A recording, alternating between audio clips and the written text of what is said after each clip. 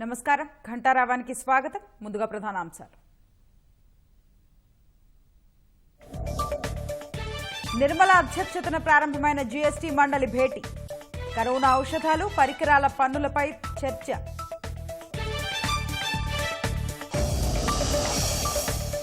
MLA పదవికి తెలంగాణ మాజీ మంత్రి ఈటెల రాజీనామా. హుజూరాబాద్ ఉప ఎన్నిక కురుక్షేత్రమేనని వ్యాఖ్య.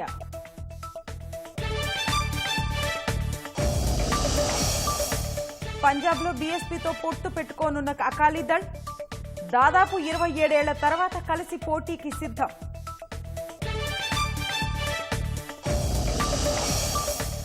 కరోనా కారణంగా నిండుకున్న బ్లడ్ బ్యాంక్ నిల్వలు. శస్త్రచికిత్సలు ఆగటంతో తలసేమియా రోగుల ఇక్కట్లు.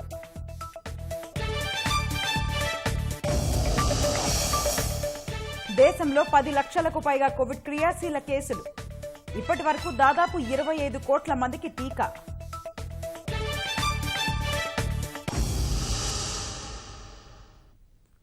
కోవిడ్ అత్యవసర వస్తువులు, బ్లాక్ ఫంగస్ మందులపై పన్ను రేట్ల తగ్గింపుపై చర్చించేందుకు జీఎస్టీ మండలి సమావేశం ప్రారంభమైంది. కేంద్ర ఆర్థిక మంత్రి నిర్మలా సీతారామన్ అధ్యక్షతన వర్చువల్గా జరుగుతున్న భేటీలో రాష్ట్రాల ఆర్థిక మంత్రులు పాల్గొన్నారు. గత నెల 28న జరిగిన జీఎస్టీ మండలి సమావేశంలో పన్ను మినహాయింపులు సామాన్యులకు చేరాలనే విషయమై భాజపా, ప్రతిపక్ష పాలిత రాష్ట్రాల సీఎంల మధ్య వాగ్వాదం జరగడంతో ఎలాంటి నిర్ణయం తీసుకోలేదు. పీపీఈ కిట్లు, మాస్కులు, టీకాలపై పన్ను మినహాయింపు విషయమై మంత్రుల బృందం ఇప్పటికే నివేదిక సమర్పించింది. ప్రస్తుత భేటీలో ఈ నివేదికతో పాటు బ్లాక్ ఫంగస్ మందులపై పన్ను తగ్గింపు అంశంపై చర్చించనున్నట్టు తెలుస్తోంది. దేశంలో కోవిడ్ కేసులు వరుసగా 5వ రోజు 1,00,000 దిగువన నమోదయ్యాయి. మరణాల సంఖ్య మళ్లీ 4,000 మార్కును దాటడం కాస్త ఆందోళన కలిగిస్తోంది. శుక్రవారం ఉదయం 8 గంటల నుంచి శనివారం ఉదయం 8 గంటల వరకు 84,332 కొత్త కేసులు నమోదయ్యాయి. రోజువారీ కేసులు ఈ మేరకు తగ్గటం 70 రోజుల తర్వాత ఇదే మొదటిసారి అని కేంద్ర ఆరోగ్య మంత్రిత్వ శాఖ ప్రకటించింది. మొత్తం కేసుల సంఖ్య 2,93,59,155కి చేరింది. ఇవాళ మరో 4,002 మందిని మహమ్మారి బలి తీసుకుంది. దేశంలో ఇప్పటి వరకు కరోనాతో చనిపోయిన వారి సంఖ్య 3,67,081కి పెరిగింది. ఇవాళ మరో 1,31,211 మంది వైరస్ బారి నుంచి బయటపడడంతో దేశంలో మొత్తం కోలుకున్న వారి సంఖ్య 2,79,11,384కి పెరిగింది. యాక్టివ్ కేసులు 10,80,690కి తగ్గాయి. మరోవైపు ఇంతవరకు 24,96,304 టీకా డోసులు పంపిణీ చేసినట్టు కేంద్ర ఆరోగ్య మంత్రిత్వ శాఖ వెల్లడించింది.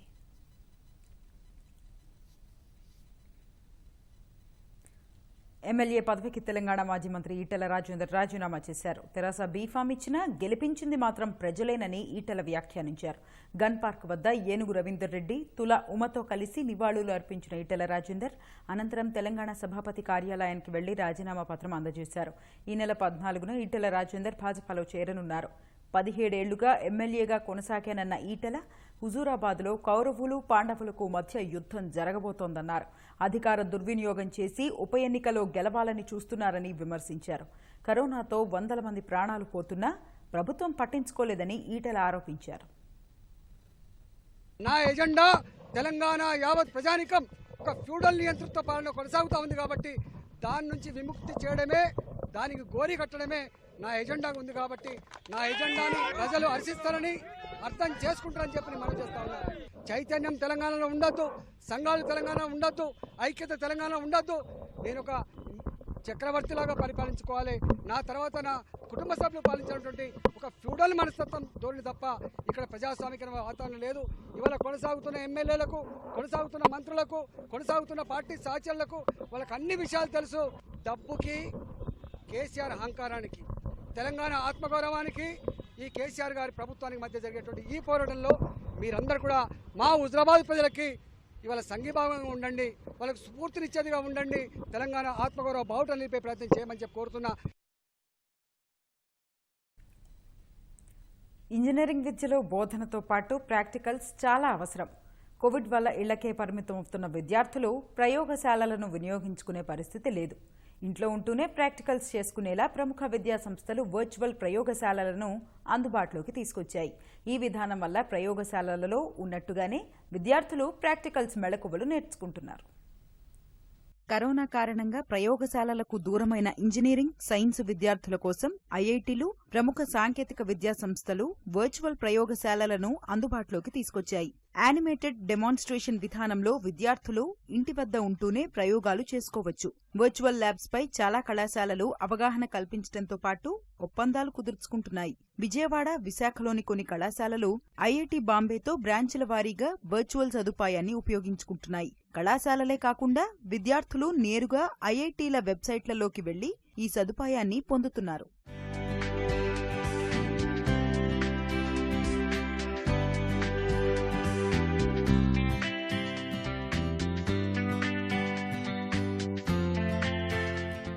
మారుమూల ప్రాంతాలు, కళాశాలల్లో అధునాతన ప్రయోగశాలల సదుపాయం లేని విద్యార్థులకు వర్చువల్ ల్యాబ్స్ ఎంతగానో ఉపయోగపడుతున్నాయి. కంపెనీల అవసరాల మేరకు నైపుణ్యాలను పెంచుకునేందుకు ఈ విధానం తోడ్పడుతుందని అధ్యాపకులు చెబుతున్నారు. కోవిడ్ పాండమిక్ వచ్చిన తర్వాత 1.5 సంవత్సరం నుంచి కూడా విద్యార్థులందరూ కూడా ప్రయోగశాలలకు దూరమైన మాట వాస్తవం. థియరటికల్ నాలెడ్జ్తో పాటు ప్రాక్టికల్ కాంపోనెంట్ కూడా చాలా ఇంపార్టెంట్. అంటే ల్యాబ్లో ఎక్స్పెరిమెంట్స్ చేయడం అనేది చాలా అవసరం. విద్యార్థుల కళాశాలలకు వెళ్లి ప్రయోగశాలలను ఉపయోగించుకునేటువంటి పరిస్థితి ప్రస్తుతం లేదు కాబట్టి ల్యాబ్స్, వర్చువల్ ల్యాబ్స్ అనేటువంటి ఒక ప్రోగ్రామ్ ద్వారా ఇంజనీరింగ్ లో ఉన్న దాదాపు అన్ని విభాగాల విద్యార్థులు కూడా వాళ్ళు ఎక్కడ ఉంటే అక్కడ ఇంటి పట్టునే వర్చువల్ ల్యాబ్ కి రిజిస్టర్ అయినట్టయితే అన్ని ఎక్స్పెరిమెంట్స్ వర్చువల్ గానే చేసే అవకాశం ఉంటుంది. ఎలాగైతే ప్రయోగశాలలో మనం చేస్తే రీడింగ్స్ ఎలా వస్తాయో, అంటే మనకు మనంగా కనెక్షన్స్ ఇవ్వడం కానీ, మనకు మనంగా సర్క్యూట్ బిట్స్ బిల్డ్ చేయడం కానీ, మనకు మనంగా కాంపోనెంట్స్ ని కనెక్ట్ చేయడం కానీ, ఇవన్నీ కూడా అక్కడ వర్చువల్ గా విద్యార్థి తనకు తానే చేసుకోవచ్చు. వర్చువల్ ల్యాబ్స్ మొదట్లో కొంత కొత్తగా ఉన్నా తర్వాత అలవాటు పడి సద్వినియోగం చేసుకుంటున్నామని విద్యార్థులు చెబుతున్నారు. ఇప్పుడు లాక్డౌన్ వల్ల స్టూడెంట్స్ ఎవరు కాలేజెస్ లో ఉన్న ల్యాబ్ ఫెసిలిటీస్ యూజ్ చేసుకోలేకపోతున్నారు. దీన్ని దృష్టిలో పెట్టుకుని ఎన్ఐటీస్, ఐఐటీస్ ఒక ప్లాట్ఫామ్ తయారు చేశారు. ఆ ప్లాట్ఫామ్ పేరు వర్చువల్ ల్యాబ్స్.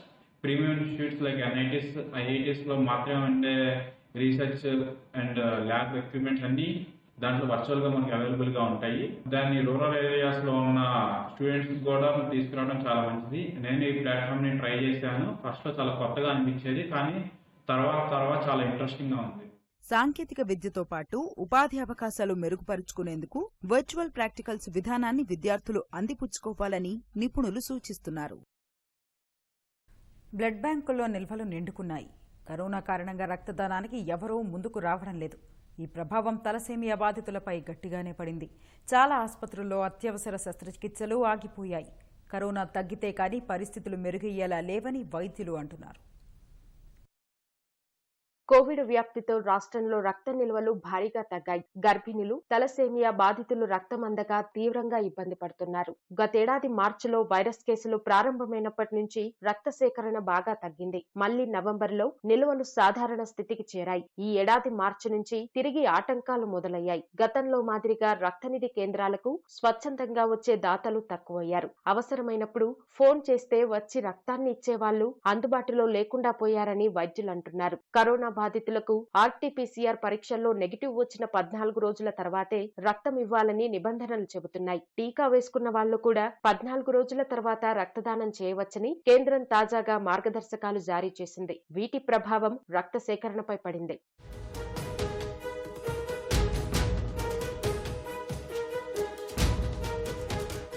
రాష్ట్రంలో ప్రభుత్వ, ప్రైవేటు బ్లడ్ బ్యాంకులు 167 ఉండగా వీటిలో సుమారు 2000 యూనిట్ల రక్తపు నిల్వలు ఉన్నాయి. ఇవి ప్రస్తుత అవసరాలకు సరిపోవు. ఇండియన్ రెడ్ క్రాస్ సొసైటీ ఆధ్వర్యంలో 18 రక్తనిధి కేంద్రాలు పనిచేస్తున్నాయి. వీటిలో నెలకు సగటున 7-8 యూనిట్ల రక్తం అందుబాటులో ఉండేది. మే చివరి నాటికి ఈ కేంద్రాల్లోనూ 457 ప్యాకెట్లే మిగిలాయి. అందులోనూ అరుదైన గ్రూపుల రక్తం లేదు. ప్రముఖుల జయంతి, వర్ధంతి, జన్మదినాల సందర్భంగా జరిగే రక్తదాన శిబిరాల హడావుడి తగ్గడం వల్ల నిల్వలు నిండుకున్నాయి. కోవిడ్ వల్ల రక్తదానం చేసేందుకు విద్యార్థులు, ఎన్ఎస్ఎస్ వాలంటీర్లు, ఉద్యోగులు ముందుకు రావడం లేదని రెడ్ క్రాస్ సొసైటీ చెబుతోంది.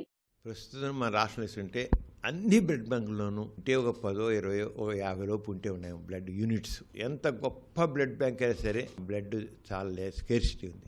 కరోనా బయటకు వస్తే 4 చోట చేరితే వస్తుంది, మనకి కరోనా సోకుతుందేమో. బ్లడ్ డొనేషన్ చేయడం వల్ల వస్తుంది కాదు. దీనివల్ల ఎవరు రావడం లేదు. అసలు అవసరమే దొరకట్లా. అసలు ఎవరికైనా నెగిటివ్ గ్రూప్ కావాలంటే అస్సలు సాధ్యం కావట్లేదు. మామూలుగా థాలసీమియా పిల్లలకి ప్రతి 3 వారాలకి 4 వారాలకి 1 or 2 యూనిట్స్ బ్లడ్ ఎక్కించాల్సి ఉంటుంది. తల్లిదండ్రులు ఈ థాలసీమియా పిల్లల కోసం వాళ్ళ రక్తం కోసం తిరగని లేదు. అసలు మనుషులు ఇచ్చేవాళ్ళు దొరకట్లే వాళ్ళకి. రక్తపు నిల్వలు లేక తలసేమియా, సికిల్ సెల్ వ్యాధిగ్రస్తులు తీవ్ర ఇబ్బందులు పడుతున్నారు. అత్యవసర శస్త్రచికిత్సలకు రక్తం దొరకడం లేదు. కృష్ణా జిల్లాలో ఏ గ్రూప్ రక్తం కోసం తలసేమియా బాధితులు ఎదురు చూస్తున్నారు. ఎన్టీఆర్ ట్రస్ట్ ద్వారా అందుతున్న వైద్య సేవలపై వివిధ రంగాల నిపుణులతో తెలుగుదేశం అధినేత చంద్రబాబు వర్చువల్ సమావేశం నిర్వహిస్తున్నారు. ప్రత్యక్ష ప్రసారం ద్వారా చూద్దాం. Nature. I'm very happy for that. By taking him as a spirit, all of us has to work in that direction. Even I am seeing Lokeshwar Rao from America. He is available 24/7. I really appreciate him. That is his commitment. And also NTR Memorial Trust, they have done very well. Mrs. Bhuvaneswari and also Rajendra Kumar, they have extended all the support. We created one of the best ecosystem, what all possible within our limits in mobilizing funds or spending money, giving oxygen plants. Even he has given so many oxygen plants. Even NTR Memorial Trust sanctioned 6 oxygen plants. And all these things we are doing. With this again and again, I am thankful to you on behalf of the society for your extraordinary services. Even I have written letters to all frontline warriors for your service, extraordinary services. Now one side, we have to take the support of the governments, and at the same time, we have to move to protect ourselves against wave 3. With this, I am thanking all of you. Thank you, one and all. Hello, sir. Please unmute yourself and sir. The Andhra Pradesh want to listen from you, sir. So an example for a lot of youngsters. Please unmute, sir. Yes, sir. Thank you. So thank you so much, sir, for your kind words. You have been an inspiration always. I would, before I speak about COVID, I would like to say that when I started my journey as an actor, and I used to shoot in Hyderabad and all these neighboring places, and I always used to say Hyderabad looks so beautiful. It's so well maintained, the kind of infrastructure that has come, the IT that has come. How come this is so beautiful? And the only name that used to come was, it's only because of Chandrababu Naidu sir, and he is the man, he is the visionary who gave this facelift to this whole state. And I always used to tell my staff and the co-actors, hey, can we take Chandrababu Naidu sir to our states also for some time so that we can also see that progress. So I think that was my introduction to you till I met, till we connected during the COVID times, and it's really a pleasure, sir. Always, getting inspired by the great work that you have been doing, and I always say that Andhra, Telangana now, it's been my second home. My wife is from Andhra, she's a Telugu. I don't know how many people know that, from the Godavari district. So there's a certain connection that was always there before even I started my movie career. And all the love that has been given, that brings me back again to my, I would say, my people. And with COVID, I think the bond has grown stronger. We have connected with so many people, so many heroes. A small example I would like to give is that when when I was sending people back home, I connected to almost 1 million people who approached me during the migrant movement. And and when once the first wave subsided, and these people had their education problems, their healthcare problems, and their employment.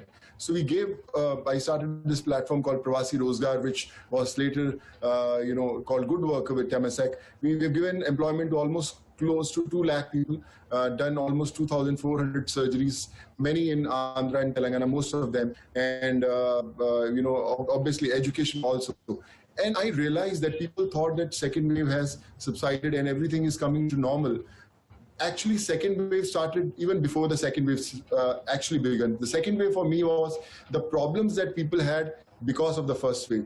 They had lost their jobs, they didn't have money to feed their families, they didn't have employment, they didn't have money to get treated. So actually we were living in that second wave, but the second wave, we again that hit the COVID thing where people were losing lives, and all these people that I connected during the first wave, all these people became my workforce. They said, sir, we are in Vikarabad, we are in Vijayawada, so how can we help? You had helped us go back to our homes. So they became my warriors. And, I always used to say one thing, that, we can only work if you are available 24/7.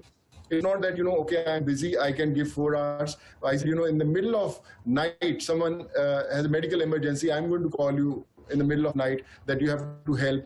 This is a very, one example that I would like to give. Varun is there also today in our forum. And, in the night at 2:30, once I got a image on my WhatsApp, which one image which said oxygen level 60. And there's no message from where that random WhatsApp became just a picture of that oximeter reading 60. So I called that guy and he said, where are you? He said, sir, I'm in Kokatpalli in Hyderabad, and this is my father's oxygen level, and I don't know whether he's going to survive or not. So I called Varun around 1:32, and whole night we were coordinating. We took him to the hospital. We gave him some emergency, oxygen levels we improved, and then he was shifted to that hospital. And 4 days ago, he was discharged. And I said, can you send me the picture of your father? And the father was hale and hearty. And I thought that, if I would have thought that, should I call someone at 2 o'clock in the night or 3 o'clock, disturb a doctor or someone, so that gentleman wouldn't have survived. So my request to all of you is, when you need to call someone or you need to save a life, just call them. Don't think also. I have disturbed Chandrababu Naidu sir also once, in the middle of night. I messaged him, sir, please help. And someone from your team shifted a patient in the first wave from one hospital to other, and we got to save them. So the biggest lesson that I learned during these 15 months is that don't think so that we are not capable to do something. Sometimes a lot of people say, where to start, I don't know. How to help, I don't know. I'm financially not capable to help anyone. So how can I help? I'll become one big businessman, I'll earn a lot of money, then I'll start my help. So my suggestion to all of those people is, don't underestimate your power.